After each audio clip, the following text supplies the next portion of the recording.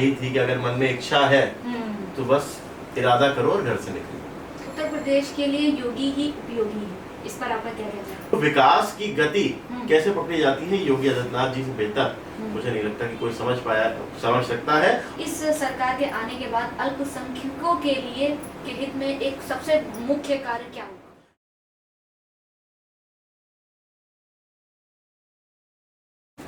सफर दर सफर एक नया इम्तिहान होता है, जिंदगी शायद इसी का नाम होता है। नमस्कार, मैं कौशिकी त्रिपाठी आप सभी का एक बार फिर से आपके अपने खास शो अतिथि उवाच में बहुत बहुत स्वागत करती हूँ।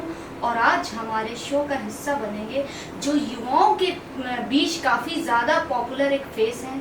जी हाँ, हम बात कर रहे हैं भारतीय जनता पार्टी के अल्पसंख्यक मोर्चा के उपाध्यक्ष जनाब अमीर शमशी जी की। बहुत बहुत स्वागत है अमीर जी आपका। कैसे हैं? लखनऊ की हवा कैसी चल रही है इस वक्त? लखनऊ की हवा, लखनऊ की सुबह, लखनऊ की शाम हमेशा खूबसूरत है। अब जानना चाहेंगे कि आपका मतलब ये पॉलिटिक्स में ही आपको आना था, या थोड़ा सा एक शॉर्ट में अगर हम आपसे जानना चाहेंगे कि कैसे आपने अपनी शुरुआत की, जर्नी कैसी रही? देखिए, भारतीय जनता पार्टी से जुड़े हर एक व्यक्ति की जर्नी, भारतीय जनता पार्टी के साथ काम कर रहे हर एक व्यक्ति की जर्नी जो है वो सिर्फ सेवा भाव से होती है। आपके मन में सेवा भाव है तो फिर आपकी जर्नी खुद ब खुद स्टार्ट हो गई। प्रधानमंत्री जी ने 2014 में ये बात कही थी कि अगर मन में इच्छा है तो बस इरादा करो और घर से निकलो। अच्छा, आपकी फैमिली में भी कोई पॉलिटिकल आप बैकग्राउंड से आते हैं? नहीं, बिल्कुल नहीं। मेरी फैमिली में मैं यूँ कह सकता हूँ कि मैं इकलौता ऐसा हूँ कि जो पॉलिटिकली आप उस चीज़ में आपको इंटरेस्ट था तो आया। अच्छा, एजुकेशन वगैरह का कहाँ से क्या हुआ? एजुकेशन में मेरी स्कूलिंग लखनऊ से ही हुई है। यूपी बोर्ड से मैंने इंटरमीडिएट किया है, उसके बाद लखनऊ यूनिवर्सिटी एफिलिएटेड ये जो शिया पीजी कॉलेज है यहाँ से मेरा ग्रेजुएशन हुआ। और उसके बाद मैंने डिस्टेंस लर्निंग से मास्टर्स इन बिजनेस एडमिनिस्ट्रेशन किया है, फाइनेंस। आप युवाओं के बीच में काफ़ी एक पॉपुलर फेस हैं, इसका क्या राज है? कोई राज नहीं, कोई पॉपुलैरिटी नहीं, साथी हैं सब। एक परिवार की तरह से काम करते हैं। भारतीय जनता पार्टी के हमेशा संस्कार रहे हैं कि एक टीम वर्क, एक परिवार की तरह से काम करते हैं। सब लोग साथ में मिलकर के कंधे से कंधे को मिला करके और एक संकल्प लेकर के बढ़ते हैं, वो है भारत को विश्वगुरु बनाने का और अखंड भारत बनाने का सपना लेकर। हमने क्योंकि आपके बारे में जब थोड़ा सा पढ़ाई की थी तो आपने कहीं कहा था कि उत्तर प्रदेश के लिए योगी ही उपयोगी है, इस पर आपका क्या कहना है? देखिए, उत्तर प्रदेश में योगी जी जैसा नेतृत्व ही उत्तर प्रदेश की जो है वो एकदम यूं कहेंगे कायाकल्प कर सकता है। योगी आदित्यनाथ जी ने 2017 में जब उत्तर प्रदेश के यशस्वी मुख्यमंत्री को पहली बार बने थे, अपने इस कार्यकाल में बता दिया था कि इससे पहले की सरकारों ने जितने भी काम करने की बात कही थी या विकास का ढोल पीटा था, उससे 30 गुना ज्यादा विकास उन्होंने मात्र 3 साल में करके दिखाया था। क्योंकि 2017 से 2022 के कार्यकाल में बीच के 2 साल कोरोना काल भी ले गया था। मात्र 3 साल में ये बताया था कि विकास की गति क्या हो सकती है, विकास किस तरह से हो सकता है। आपने देखा होगा कि अखिलेश यादव जी ने एक एक्सप्रेसवे को लेकर के हमेशा खड़े होकर कहा, साहब मैंने बड़ा एक्सप्रेसवे बनाया। योगी आदित्यनाथ जी ने 10 बना दिए। इन्हीं ने कहा कि मैंने एक स्टेशन, लिटरली एक स्टेशन पे मुझे लगता है एयरपोर्ट के पास सिर्फ एक स्टेशन पर एक सिंबॉलिक मेट्रो चलाई थी। योगी आदित्यनाथ जी ने 12 जिलों में मेट्रो चला दी। कितने मेडिकल कॉलेजेस, कितने इंटरनेशनल एयरपोर्ट बना दिए। तो विकास की गति कैसे पकड़ी जाती है योगी आदित्यनाथ जी से बेहतर मुझे नहीं लगता कि कोई समझ सकता है। और उत्तर प्रदेश के विकास के लिए, उत्तर प्रदेश के लॉ एंड ऑर्डर के लिए, उत्तर प्रदेश की तरक्की के लिए योगी ही उपयोगी। लेकिन उनको बहुत से लोग कहते हैं कि काफ़ी एक्सट्रीम लेवल पे जो जैसे वो उनके बयान रहते हैं, बोलते हैं, हालांकि उन्होंने उस चीज़ को किया भी, माफियाओं को मिट्टी में मिलाने वाली बात है, उन्होंने उसको इम्प्लीमेंट भी हुआ उसको।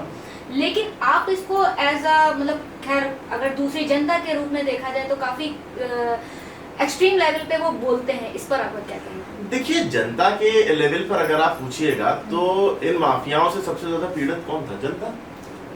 इन माफियाओं ने किसकी कमर तोड़ी थी? जनता की। किसकी जमीनों पर कब्जा किया था? जनता की। किनको दंगों में झोंकते थे, कौन दंगों में पीड़ित होते थे, किनके दंगों में दुकानें जल जाती थी, नौजवान बच्चे मर जाते थे, किनसे रंगदारियां वसूल की जाती थी? जनता से। तो इन माफियाओं पर प्रहार जनता के लिए फायदेमंद। तो योगी आदित्यनाथ जी का ये बात बहुत अच्छी है कि वो जो कहते हैं वो करते हैं। आप उस चीज को मानते हैं कि जो जिस भाषा में सवाल जो करेगा, जिस भाषा में समझेगा उसको उस भाषा में ही समझाना चाहिए। मतलब जो ऐसा जिस वो भाषा कहते में नहीं। समझेगा उसको उस भाषा में समझाना चाहिए। और बिल्कुल अगर इसका बहुत अच्छा यूं खड़ी भाषा में यूं कहा जाए तो उसमें एक ये भी कह सकते हैं कि देखिए जो लातों के भूत होते हैं वो बातों से नहीं मानते। अच्छा, ये बताइए कि जैसे बिहार चुनाव है, इसमें आप सीएम के रूप में किसे देख रहे हैं, या एक पर्सनली आपकी अगर कोई मतलब एक होता है ना कि मेरी पर्सनली? देखिए पर्सनली मैं बताना चाहता हूँ कि बिहार में एनडीए की सरकार ने बेहतरीन काम करके दिखाया है। नीतीश कुमार जी के नेतृत्व में और आदरणीय नरेंद्र मोदी जी के नेतृत्व में जो बिहार की सरकार चली है वो बेहतरीन काम किया बिहार के विकास। वो बिहार कि जिसका काम ये मात्र रह गया था कि विश्व भर में या देश भर में लेबर सप्लाई करने का काम रह गया था, आज वहाँ पर इंडस्ट्रियलाइजेशन हो रहा है। वहाँ पर आज इथेनॉल का सबसे बड़ा प्रोडक्शन हब अगर कोई है तो वो बिहार है। तो बिहार जैसे राज्य में जो है वो निवेश आ रहा है, बिहार जैसे राज्य में जो है वो विकास हो रहा है, बिहार के लोगों को अपॉर्चुनिटीज मिल रही हैं। तो इतना बेहतरीन काम जिसने किया है वही सब बिहारियों को चाहिए भी है, वही बिहार में बने। आपसे हम पूछेंगे आपकी जो नेक्स्ट जनरेशन है उसमें क्या है, आप एक नए अमीर शमशी को देखते हैं? देखिए बिल्कुल हम लोग तो मिलेनियल्स हैं और अभी जेनजी में आप देखिए तो बहुत सारे आपको देखें कि किस तरह से जेनजी जो है वो भारतीय जनता पार्टी के लिए, नरेंद्र मोदी जी के लिए समर्पित है। और केवल जेनजी की बात नहीं कर रहा हूँ, अगर आप बोलिए तो अभी मैं अपने बेटे को बुलाता हूँ तो जेन बीटा है, वो भी मोदी जी के साथ खड़ा है, मोदी जी के समर्थन में है।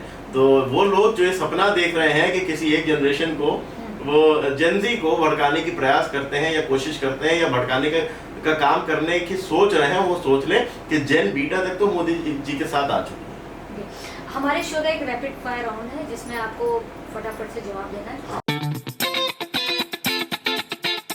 अच्छा, मैं आपसे पूछूं कि अगर आपको आगे भारतीय जनता पार्टी में एक बहुत बड़ी जिम्मेदारी मिले तो आप एक वो मुख्य कार्य क्या करना चाहेंगे? देखिए भारतीय जनता पार्टी से जुड़े हर एक कार्यकर्ता का एक ही काम है, आपसी सौहार्द बनाना, लोगों को जोड़ना, देश के विकास की, देश की तरक्की की बात करना। भारतीय जनता पार्टी जो भी दायित्व देगी उस पर हमारा काम यही होगा कि हम देश के लिए कितना बेहतर काम कर सकते। आपका फेवरेट पॉलिटिशियन कौन है? देखिए भारतीय जनता पार्टी में मैं जुड़ा हूँ, भारतीय जनता पार्टी के तमाम जो हमारा नेतृत्व है, मैं अपने अगर फेवरेट पॉलिटिशियन में आपको गिनाने की बात करूँ तो नरेंद्र मोदी जी से अच्छा पॉलिटिशियन कोई नहीं है, राजनाथ सिंह से अच्छा पॉलिटिशियन कोई नहीं, अमित शाह जी से अच्छा पॉलिटिशियन कोई नहीं है। ये तो वो वाली बात हो जाती है ना कि साहब आप तारे गिन लीजिए, तारे नहीं गिने जा सकते। अच्छा, आपको कॉलिंग ज्यादा सही लगती है या टेक्सटिंग? तो कॉलिंग। लखनऊ की सबसे अच्छी चीज खाने में? टुंडे। ओके, अगर आपसे कहा जाए कि इस सरकार के आने के बाद अल्पसंख्यकों के लिए के हित में एक सबसे मुख्य कार्य क्या होगा? अल्पसंख्यकों को मुख्यधारा से जोड़ने की बात भारतीय जनता पार्टी की सरकार ने की। अल्पसंख्यकों को वोट बैंक बना करके किनारे नहीं रखा, अल्पसंख्यकों को वोट बैंक की तरह इस्तेमाल करने की बात नहीं की, बल्कि अल्पसंख्यकों की सुरक्षा के लिए, उनके हितों के लिए और उनको मुख्य धारा से जोड़ करके उनको विकास की धारा में लाने के लिए भारतीय जनता पार्टी ने काम किया। Favourite sport? फेवरेट स्पोर्ट बहुत ज्यादा स्पोर्ट्स में इंटरेस्ट नहीं है, लेकिन फिर भी अगर थोड़ा बहुत देख लेता हूँ तो लखनऊ की एक खास बात जो आपको बहुत, क्योंकि आप लखनऊ के हैं, क्या पसंद है? लखनऊ गंगा जमनी तहजीब, तो लखनऊ की गंगा जमनी तहजीब। और देखिए हम तो वो लोग हैं कि जिनकी रगों में खून की जगह लखनऊ बहता है, तो लखनऊ की नज़ाकत, लखनऊ की नफासत, लखनऊ की तहजीब, लखनऊ की गंगा जमनी परंपरा और लखनऊ की एकता, भाईचारा, मोहब्बत, ये वो चीज़ें हैं कि जो किसी को भी लखनऊ का कार्य है। विश्व स्तर पर उत्तर प्रदेश को अब आप कहाँ देखते हैं?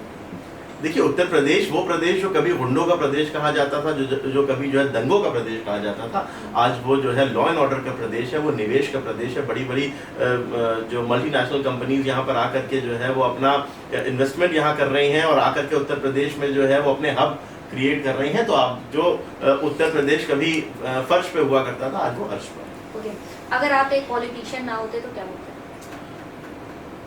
अगर मैं एक पॉलिटिशियन ना होता तो मैं क्या होता? मैं अगर एक पॉलिटिशियन मैं ना भी होता तब भी एक समाज सेवी तो होता, क्योंकि समाज सेवा की भावना बचपन से। आप अगर यूथ के लिए एक मैसेज देना चाहें तो क्या होगा? देखिए मैं अपने युवा साथियों को एक संदेश ये देना चाहता हूँ कि हमारी हमारे कंधों पर बहुत बड़ी जिम्मेदारी है। हमारे कंधों पर वो जिम्मेदारी है कि जो सपना आज विकसित भारत का, जो भारत को विश्व गुरु बनाने का सपना देखा गया है, आज हम जो है फास्टेस्ट ग्रोइंग इकोनॉमी है, हम जो है वो एक सुपर पावर की शक्ल में पहचाने जा रहे हैं, तो इसको बरकरार रखना हमारी जिम्मेदारी है। हमें इस लक्ष्य को लेकर के चलना है कि सारी चीजें एक तरफ है लेकिन देश हित राष्ट्र हित। आपके सरकार के एक मंत्री ने कहा था कि वक्फ की संपत्ति खुदा की संपत्ति, इस पे आपका क्या देखिए, है? वक्फ की संपत्ति जो है वो खुदा की संपत्ति है। वक्फ की संपत्ति गरीब मुसलमानों के उद्धार के लिए, गरीब मुसलमानों के इस्तेमाल के लिए। और बड़ी शर्म की बात है कि हम एक ऐसे देश में रहते हैं कि जहाँ पर 9 लाख से अधिक वक्फ की संपत्तियां हैं, लेकिन मुसलमान पंचर बनाने पर मजबूर हैं। वक्फ की संपत्तियों का इस्तेमाल मुसलमानों के विकास के लिए, उनके सुरक्षा के लिए, उनके सशक्तिकरण के लिए, उनकी एजुकेशन के लिए नहीं किया गया। वक्फ की संपत्तियों का दुरुपयोग किया गया, उनको बेचा गया, उन पर जो है वो कब्जे किए गए। जो मुस्लिम जो तथाकथित मुस्लिम नेता थे, उन्होंने उन जमीनों का दुरुपयोग किया। हद तो ये हो गई कि मुसलमानों की 90 बीघा जमीन आजम खान की पत्नी को 1 रुपए में दे दी गई। उन जमीनों का गलत इस्तेमाल किया गया, लेकिन मुसलमानों के लिए जिसका इस्तेमाल होना चाहिए था। आज नया वक्फ संशोधन अधिनियम जो आया है, इसके तहत जो अल्लाह की संपत्ति है, जो खुदा की संपत्ति है, वो गरीब मुसलमानों के इस्तेमाल में आएगी। और इसको लाने का काम नरेंद्र मोदी जी ने किया है। उसको आप बहुत ही जल्द धरातल पे दिखाई भी देना शुरू।